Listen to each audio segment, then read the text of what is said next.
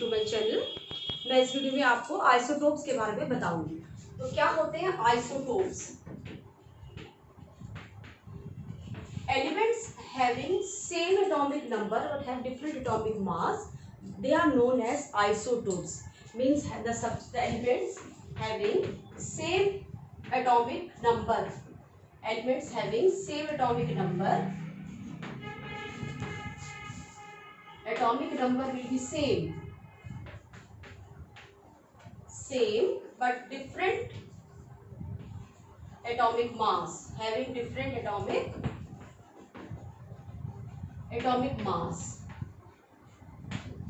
So the elements which having same atomic number but have different atomic mass are known as isotopes. For example, hydrogen has 3 isotopes. Hydrogen के 3 isotopes होते हैं। Atomic number same होता है, atomic mass different होते हैं। तो hydrogen के 3 gas, एक है प्रोटीनियम, जिसको हम ऐसे लिखते हैं, हाइड्रोजन एक सिंबल है H हाइड्रोजन का, यहाँ पे 1, यहाँ पे 1, एटॉमिक मास ऊपर 1 है और एटॉमिक नंबर 1 प्रोटियम का। उसके बाद है ड्यूटेरियम का, deuterium having atomic number 1, atomic mass number 2. Next is tritium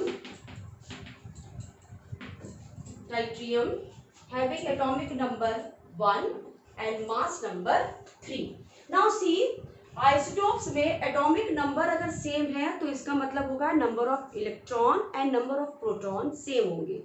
तो आइसो का मीन्स होता है सेम और पीई का मतलब होता है proton and neutron, means having same proton and electron, proton and electron. Iso means same proton and electron, सिर्फ different किसमें होगा? प्रोटॉन में। तो अगर हम इसमें देखें तो इसमें नंबर ऑफ इलेक्ट्रॉन भी 1 है, number of electron, number of proton भी 1 है और नंबर ऑफ न्यूट्रॉन क्या होगा यहाँ पे? 0, क्योंकि यहाँ पर एटॉमिक नंबर जो है वो मास जो है वो क्या है? 1 है। एटॉमिक नंबर 1 है तो number of electron and proton 1 ही होगा और मास में हमारा क्या होता है? प्रोटॉन भी होता है और न्यूट्रॉन भी होता है। तो इसमें इसका न्यूट्रॉन का जो नंबर होगा वो क्या होगा? 0। इसमें अगर हम देखें इलेक्ट्रॉन क्या है? 1, प्रोटॉन भी 1 है, न्यूट्रॉन यहाँ पे क्या हो जाएगा? 1, तो न्यूट्रॉन यहाँ पे 1 है। यहाँ पर इलेक्ट्रॉन 1, प्रोटॉन 1, न्यूट्रॉन कितने हो गए? 2। तो इसमें हम सब में देखेंगे number of electron and number of proton same होते हैं, केवल डिफरेंस किस में होता है? नंबर ऑफ न्यूट्रॉन में। तो आइसोटोप्स वो होते हैं ऐसे एलिमेंट्स जिसमें एटॉमिक नंबर सेम होंगे, एटॉमिक मास डिफरेंट होंगे।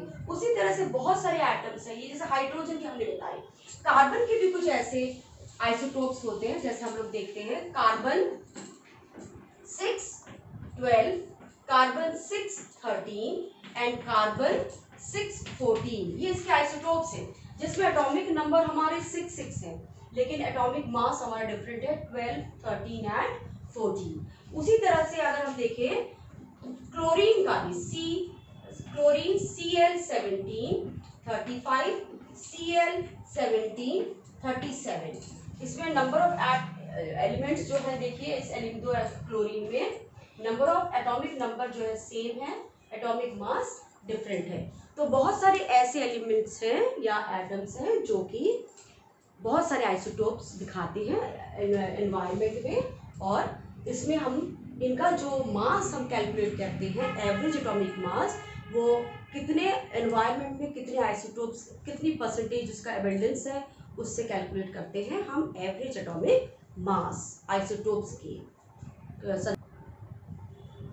आइसोटोप्स में मेन जो हम इम्पोर्टेंट चीज़ें हमको देखनी है वो है कि आइसोटोप्स जो हैं उनमें उनकी केमिकल प्रॉपर्टीज सेम होती है, केमिकल प्रॉपर्टीज सेम होती है।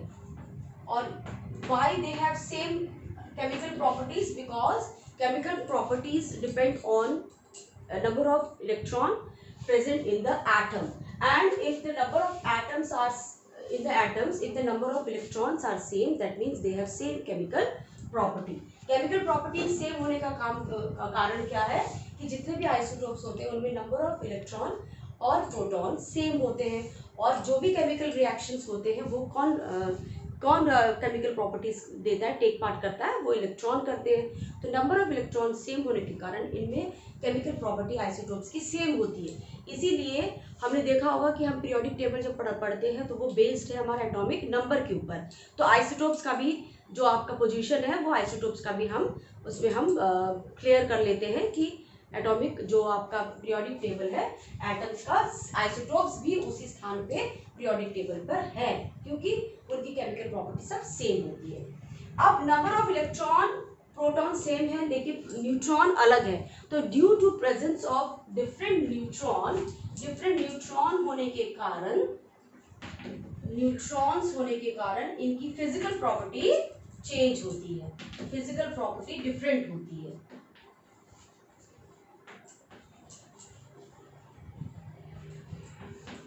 अब फिजिकल प्रॉपर्टी में boiling point, melting point, density, ये सब कैलकुलेट होता है। तो फिजिकल प्रॉपर्टी आइसोटोप्स की डिफरेंट होगी।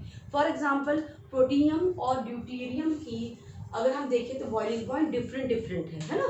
तो इसीलिए हम कहते हैं कि आइसोटोप्स की जो फिजिकल प्रॉपर्टीज होगी वो डिफरेंट होगी। So isotopes they have same chemical properties but have different physical properties. कुछ एलिमेंट्स जो हैं वो आइसोटोप्स, अभी मैंने आपको बताया, कुछ एलिमेंट्स रेडियो आइसोटोप्स भी शो करते हैं।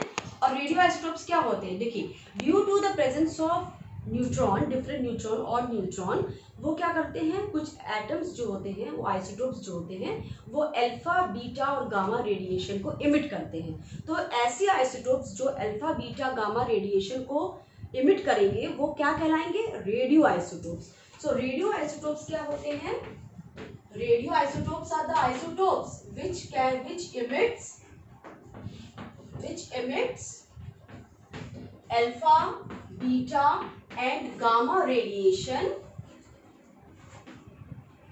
So radioisotopes are the isotopes of the elements only which are due to the presence of different neutron, they emit radioactive radiation like alpha, beta and gamma. They are known as radioisotopes and radioisotopes are very useful. First जो रेडियोआइसोटोप्स जो इसका usefulness है, first है आपने पढ़ा होगा uranium 235. It is used as a fuel in nuclear reactor. Second important जो है हमारा, बहुत सारे रेडियोआइसोटोप्स जो हैं वो कैंसर के क्योर में भी यूज होता है।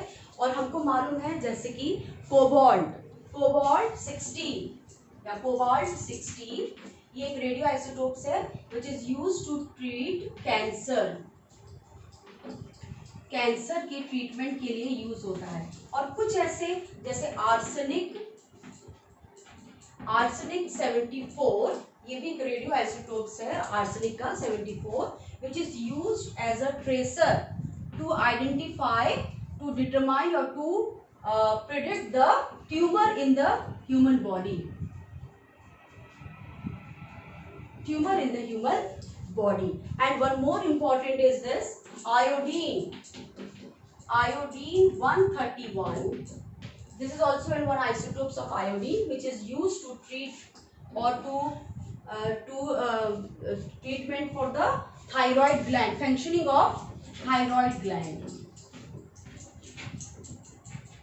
To identify the functioning of thyroid gland. Okay, and fifth one important, some of the radioisotopes are used to detect the leakage in the underground pipeline, to identify or to detect leakage in underground pipeline, pipes.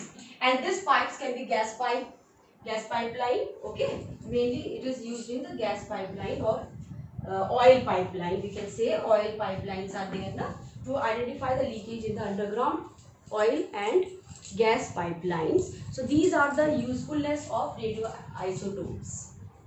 Hope you like this video. So please like, subscribe my video. Thank you.